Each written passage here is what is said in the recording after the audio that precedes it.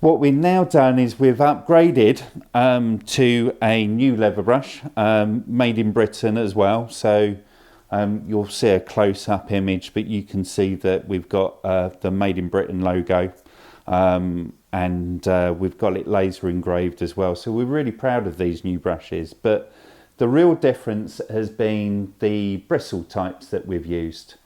So these bristles are boar's hair.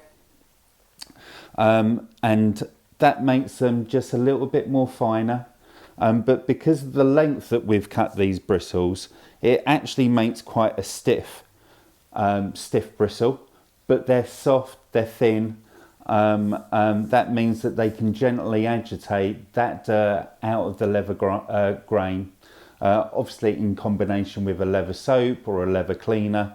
And this is far more successful at helping remove that dirt from the leather surface than the previous brush. So it's a big step up, and you know, we're really proud of the ValetPRO leather brush, made in Britain, boar's hair bristles, nice long lasting, high quality brush.